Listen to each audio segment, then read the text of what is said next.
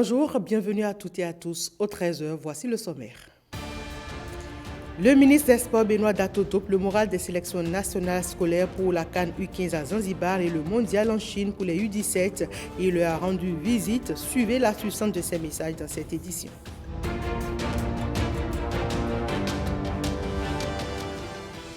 Mercredi, on parle environnement. Le dossier du jour s'intéresse aux espèces menacées, des espèces sauvages en voie de disparition, une menace pour la biodiversité. Les précisions dans ce journal. Grande mobilisation d'institutions internationales pour faire des jeunes des acteurs de changement. Le projet Jeunes pour la paix au nord du Bénin est né de cette mobilisation. On en parle dans ce 13h.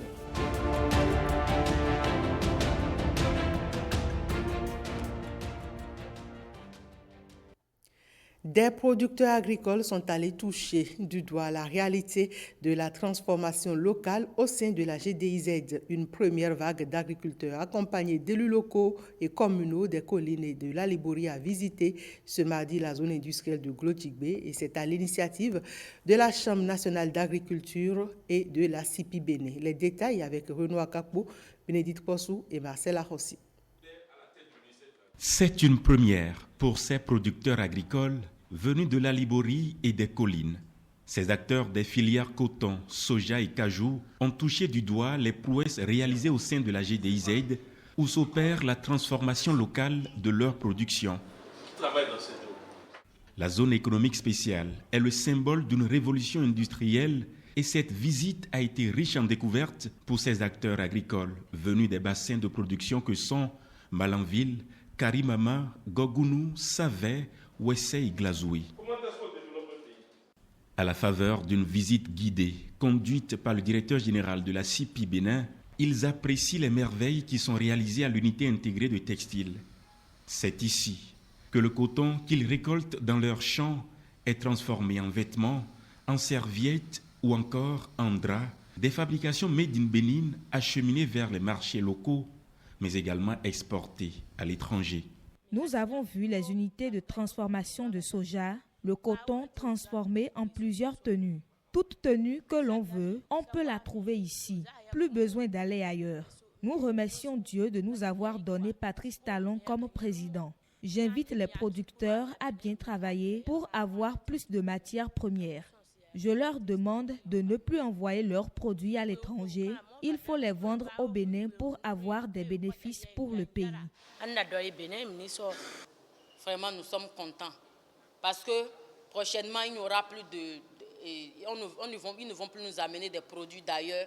C'est des produits qui vont sortir d'ici et ça va vraiment avancer le pays et il y aura beaucoup de changements. Nous disons merci au président Talon. Sur les autres installations du site, c'est le même sentiment d'émerveillement qui a prédominé dans le rang de ces acteurs agricoles, ainsi que les élus locaux et communaux. Ici, à l'unité de transformation du cajou, les machines tournent à plein régime. Les producteurs sont conquis par cet élan d'industrialisation qui génère des milliers d'emplois. Nous avons vu que le coton que nous produisons dans nos communes comme Karimama, comme Banikwara, comme Kandi et autres, nous avons constaté vraiment que ce coton est transformé au niveau donc, de ce centre. Nous avons également vu que l'acajou, donc, qui est également produit, est également transformé ici. Et donc, la plupart donc, de nos produits locaux sont transformés au niveau donc, de ce centre-là. Donc, il va falloir que nous puissions comprendre qu'au-delà de tout, c'est vraiment un grand centre qui non seulement donc, permet de transformer nos produits locaux, mais également ça permet donc, la création de l'emploi. Pour l'approvisionnement de ces usines, des mesures avaient été prises pour une politique de restriction des exportations de certaines matières premières agricoles. À l'issue de cette visite, cette vision est bien comprise par ces acteurs agricoles. Ils réaffirment leur engagement à accroître leur production afin de répondre à la demande croissante des unités de production.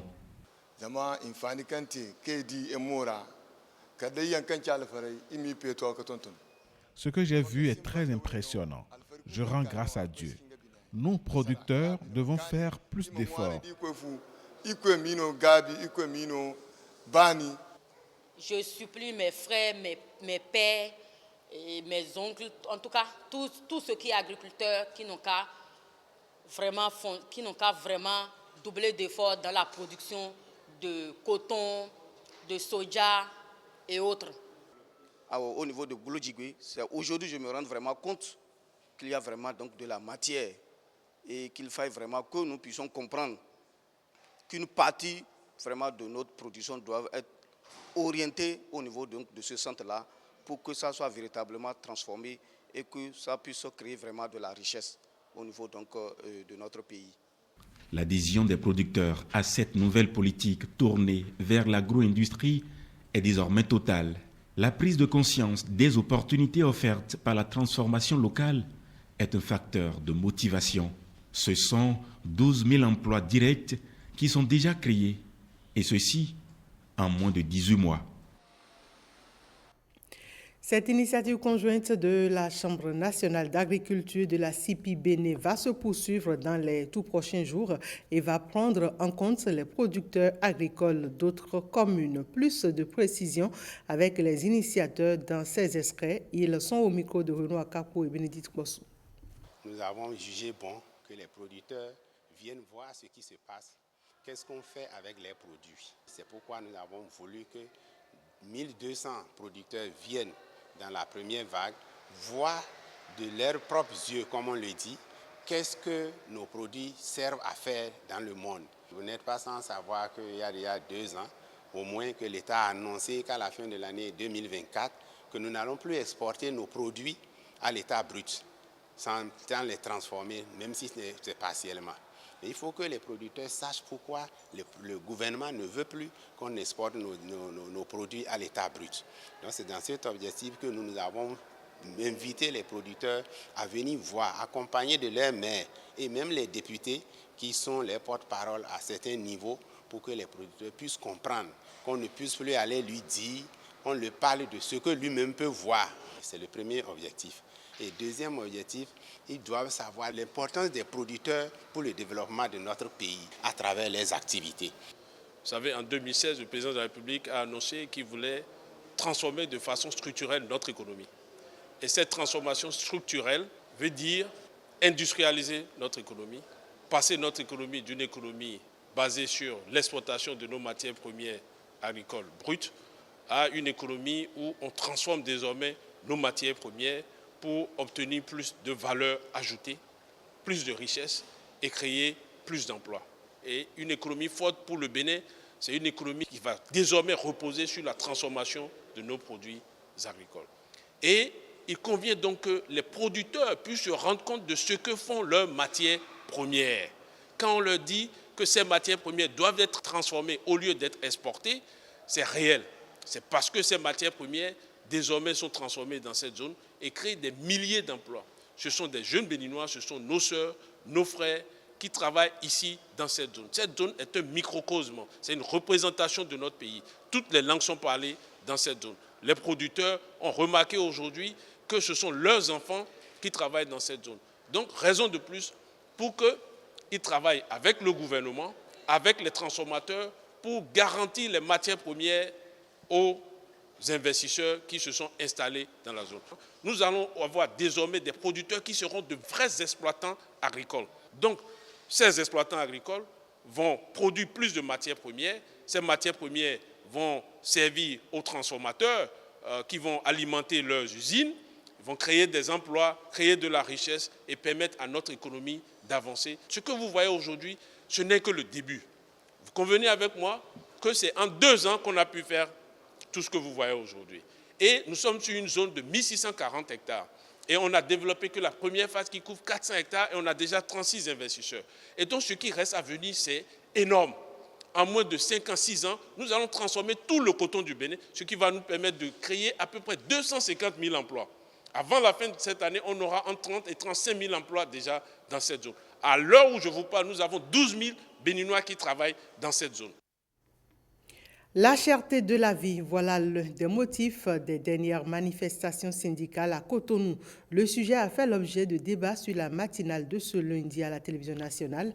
Devant Emana Mengan et Marcel Akhossi, le représentant du parti Les Démocrates a évoqué comme cause de la cherté la suppression de l'ONASA par l'actuel gouvernement. Mais son vis-à-vis de l'Union progressiste Le Renouveau l'a contredit. Voici un extrait de leur débat proposé par Jérôme Humbo.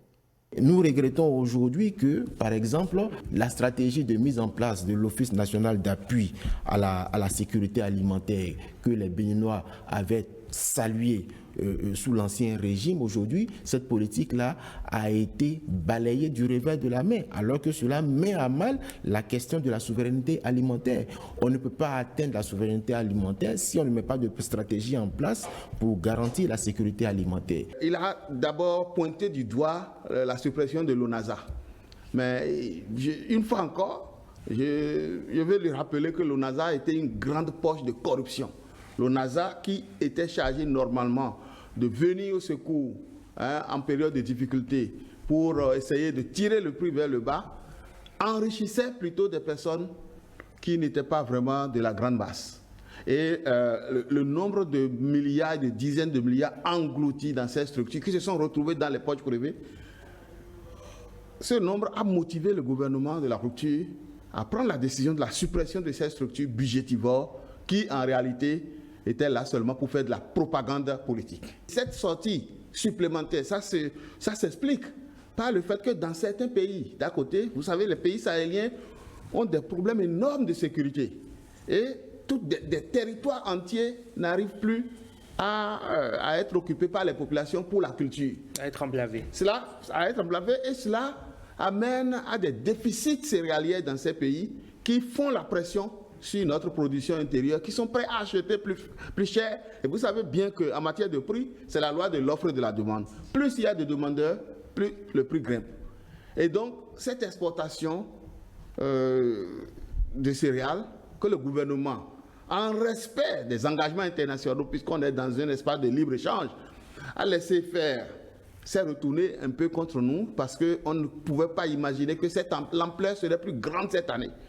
Le gouvernement aujourd'hui vient de se rendre compte et dit, bon, nous devons commencer par contrôler un peu les frontières par rapport à la sortie des céréales, parce qu'une chose est de vendre à l'extérieur, mais il faut pouvoir nourrir la population qui est ici. Ce n'est pas la première fois qu'il y a eu cherté des produits vivriers dans notre pays. Il y en a eu autant de Kérékou, autant de Yaï, et à tout moment, même autant de Seglo.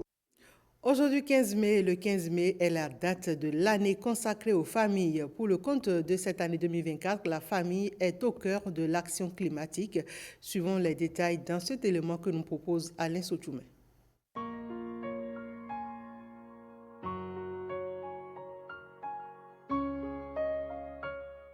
La famille, c'est bien plus qu'un groupe d'individus partageant un espace physique et psychologique commun. C'est un système social naturel avec ses priorités, son propre ensemble de règles, des rôles prescrits pour chacun de ses membres et un système de pouvoir structuré. Le thème de la Journée internationale des familles 2024 est intitulé « Famille et action climatique ». Les changements climatiques ont un impact négatif sur la santé et le bien-être des familles. Une pollution accrue, des événements météorologiques extrêmes tels que les ouragans, les sécheresses et les inondations affectent non seulement la productivité agricole et l'accès à l'eau, mais entraînent souvent des déplacements forcés et la perte de moyens de subsistance des individus. Aujourd'hui, on ne peut plus polluer les eaux, on ne peut ni chasser, ni même pêcher, puisque aujourd'hui, la vie y a droit de cité, et donc aujourd'hui la flore comme la faune a été répertoriée dans un livre qu'on appelle le livre rouge, protection de la flore et de la faune en Afrique de l'Ouest, et l'homme au sein de la nature peut s'exprimer, peut donc maintenant apporter sa contribution, l'action de l'humanité composée avec la nature. Il est important que les familles se réapproprient leur rôle vis-à-vis de l'environnement. Ce faisant, l'on pourrait inverser la tendance en contrôlant notre action sur l'environnement qui nous donne tout.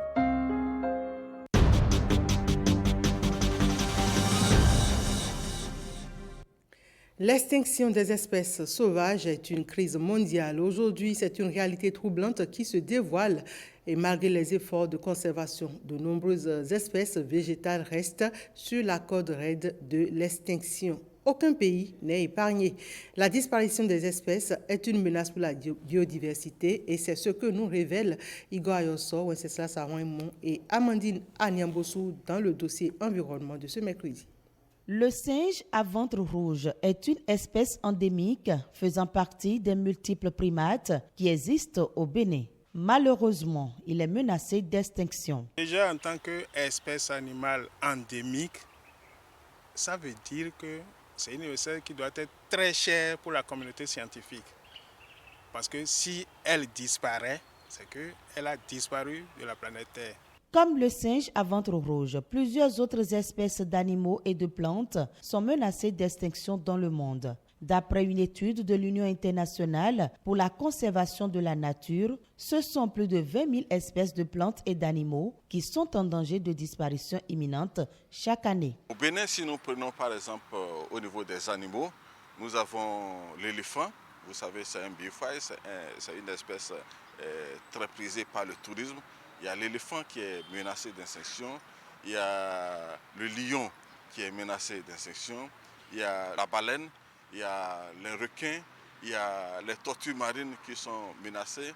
Et au niveau des végétaux, nous avons la Vsélia qui est une espèce menacée, nous avons le baobab, nous avons le Pterocarpus, beaucoup d'espèces que nous utilisons. De nombreuses causes expliquent cette situation dont l'homme reste le principal prédateur. Il y a déjà les pressions d'ordre anthropique, les pressions liées aux activités humaines comme le braconnage, comme la perte d'habitat. Il y a les pressions liées au changement climatique, il y a les pressions liées à la pollution. Donc il y a toutes ces diverses pressions-là qui causent la menace de nos différentes espèces. Si nous prenons par exemple le cas d'un certain nombre d'espèces animales, c'est beaucoup plus le commerce international. Vous voyez, les gens ne se préoccupent plus de comment utiliser les espèces pour l'alimentation, bien plus se soigner, mais c'est comment vendre pour s'enrichir. Et ce commerce international qui a pris d'ampleur à un certain moment a fait que beaucoup d'espèces ont disparu. Les espèces sont liées et souvent interdépendantes. Chacune d'entre elles est unique et irremplaçable. Ainsi, une disparition provoque irrémédiablement une incidence sur l'intégralité des maillons d'une même chaîne alimentaire. Ça a des impacts sur nous-mêmes en tant qu'êtres humains, ça a des impacts sur l'environnement, sur l'écosystème, sur la biodiversité et pas seulement au niveau local mais aussi bien au niveau national que mondial. Il y a des impacts sur le niveau culturel, par exemple, les espèces qui étaient autrefois utilisées pour faire certaines pratiques se retrouvent à ne plus exister. Partout sur la planète, les animaux et les végétaux sont en danger. Pourtant, l'espoir demeure et chacun peut y contribuer. Il faut déjà commencer à préserver l'environnement, l'habitat de ces espèces-là. Ensuite, il faut sensibiliser sévèrement la population. Il y a aussi l'éducation et la sensibilisation environnementale parce que tout commence avec l'éducation à la base. Il y a donc la loi CITES qui est votée qui met des normes sur la façon de vendre, sur la façon d'importer ou d'exporter les espèces. En plus de ces lois, il y a des dispositions donc, au niveau des frontières, au niveau du port, au niveau de l'aéroport. Il y a des unités qui sont là pour contrôler la transaction de ces espèces. Les espèces jouent un rôle important dans le maintien de l'équilibre et de la diversité des écosystèmes. Il est donc essentiel d'agir pour les protéger et empêcher leur disparition de la planète.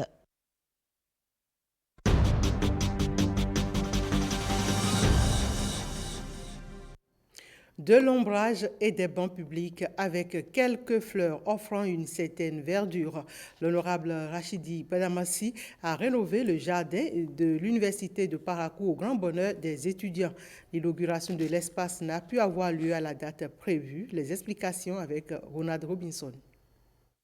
Annoncé aux étudiants pour se tenir ce lundi, l'inauguration de ce jardin rénové par l'honorable Rachidi Badamassi sera reportée. Nous présentons nos excuses aux invités qui sont là ce matin mais malheureusement l'activité ne pourra pas tenir. Nous présentons également nos excuses à l'honorable Rachid Gbadamassi qui a voulu que cette activité puisse vraiment tenir. Nous lui présentons toutes nos excuses, nous présentons nos excuses au nom des étudiants de l'Université de Parakou. La prochaine fois, l'effectif qu'il a vu ici ce matin, qui dépasse déjà 2000, nous allons doubler cet effectif, nous le lui promettons. Nous présentons toutes nos excuses à l'honorable et aussi aux autorités universitaires vers qui nous n'avions pas mené les démarches qu'il faut. Nous allons partir du bon pied pour que l'activité puisse avoir lieu les jours à venir et la mobilisation aussi serait au rendez-vous. Du matériel informatique sera apporté par l'AMI des étudiants pour un meilleur fonctionnement des entités telles que la Fédération nationale des étudiants de l'Université de Parakou, l'Union nationale des étudiants de l'Université de Parakou. L'homme politique, l'homme social, l'homme de droit que vous connaissez, quand ils veulent venir quelque part, je pense que c'est une marée humaine qui l'attend. Et il viendra les mains chargées. Nous sommes dans le mois de solidarité. L'honorable Rachid Gbadamassi pourrait participer activement à cette solidarité qui concerne toute l'université de Parakou. Il nous a promis de venir pour nous parler de la cherté et la situation entre le Niger et le Bénin. Tout ce qui se passe au fait, on voulait réellement le voir, on voulait tellement le voir. Les interventions de l'honorable Gbadamassi en faveur de la communauté universitaire ne se comptent plus. Ce dernier est donc impatiemment attendu dans les tout prochains jours. 3 institutions, l'UNICEF, Afrique EduTech et l'Union européenne se donnent la main pour l'avenir des jeunes. Cette mobilisation a conduit au projet Jeunes pour la paix au Grand Nord Bénin et l'une des activités phares, le Festival pour l'emploi et l'entrepreneuriat social, a donné le top de la mise en œuvre de ce projet. Faire des jeunes des acteurs de changement, c'est l'idée derrière cette initiative. Reportage.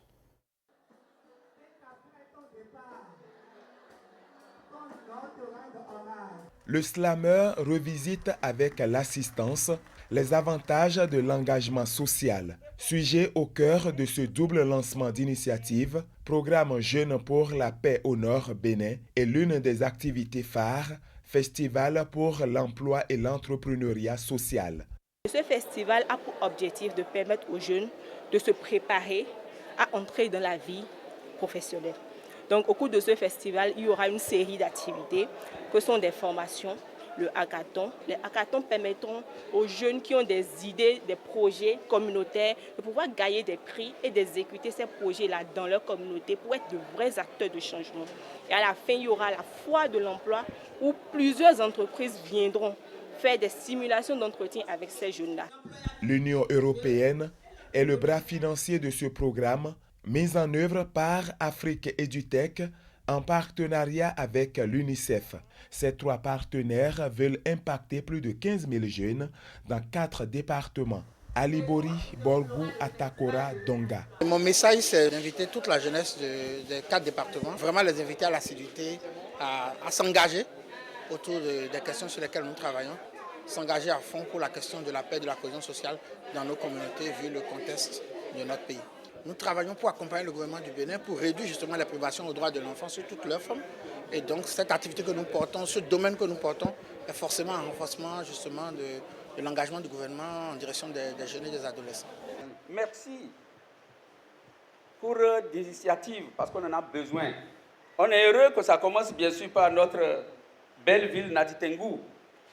Le maire m'a chargé de ne même pas vous quitter une minute d'être avec vous pour tout ce que vous allez faire dans ce Nadi Tengou. Je m'en vais encore renouveler toute la disponibilité des préfets des départements qui sont associés, vous dire toute notre admiration pour tous les efforts constants.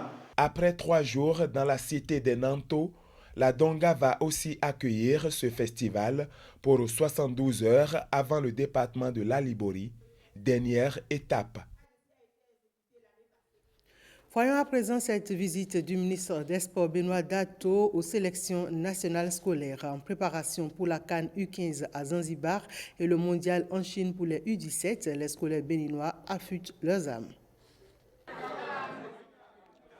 La surprise du chef aux sélections nationales scolaires U15 et U18 de football.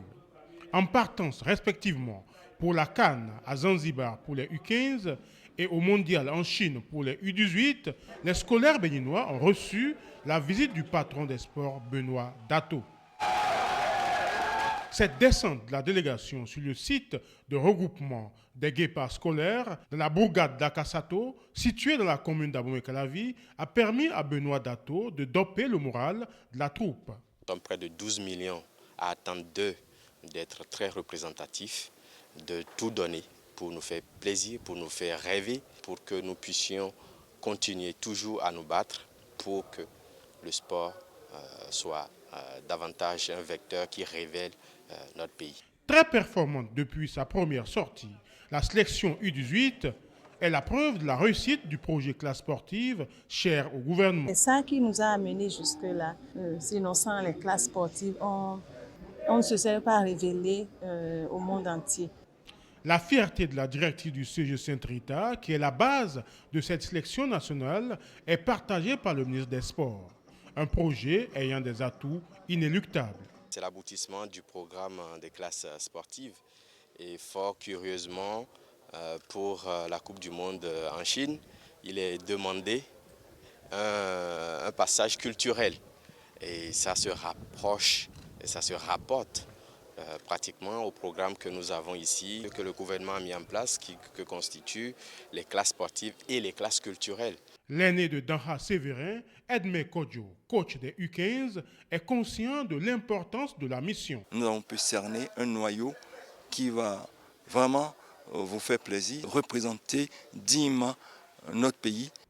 Les U18 démarrent leur compétition en Chine à partir du 17 mai, tandis que les plus jeunes, les champions de la zone UFOAB U13, entrent en scène le 21 mai 2023 à Zanzibar. Quelques brèves à présent hors de nos frontières avec Esther Amesiga.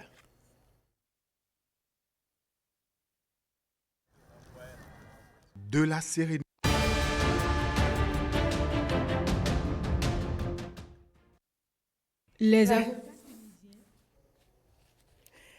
On part donc pour quelques brèves hors de nos frontières avec Esther Amesiga. Les Tunisiens observent une grève dans tous les tribunaux du pays pour protester contre l'arrestation musclée d'une de leurs collègues au siège du barreau, selon l'ordre de la profession. Dénonçant une magistrature aux ordres, ils ont manifesté devant le tribunal de première instance pour réclamer sa libération immédiate.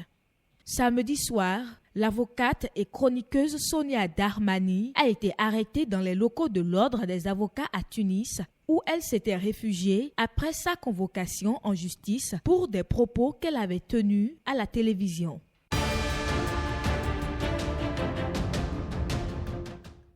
Le ministère chinois des Affaires étrangères annonce la venue jeudi et vendredi du président russe Vladimir Poutine pour sa première visite d'État en Chine depuis le début de son nouveau mandat.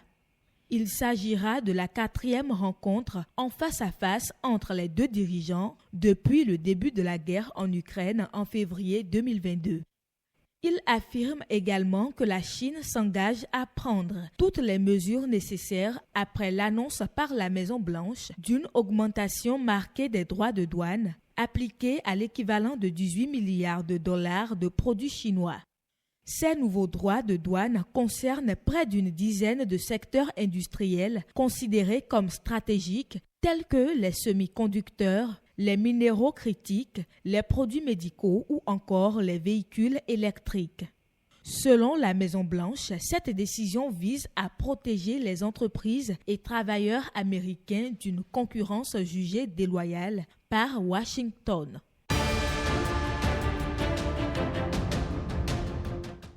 En Ukraine, plus de 600 enfants commencent à étudier dans la nouvelle école souterraine à Kharkiv, permettant aux élèves et enseignants de se retrouver après plusieurs mois de cours en ligne. Le maire de la ville estime que tant que l'Ukraine n'aura pas reçu les systèmes de défense aérienne les plus modernes, les cours en face-à-face avec un professeur et des camarades de classe à Kharkiv ne seront possibles que dans une école souterraine.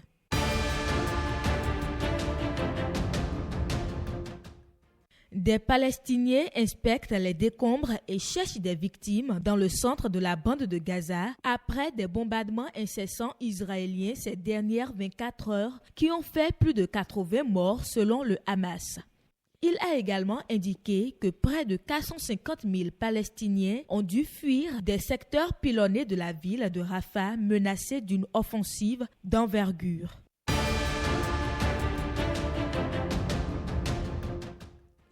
Et c'est tout pour ce 13h. Merci mesdames, messieurs de l'avoir suivi.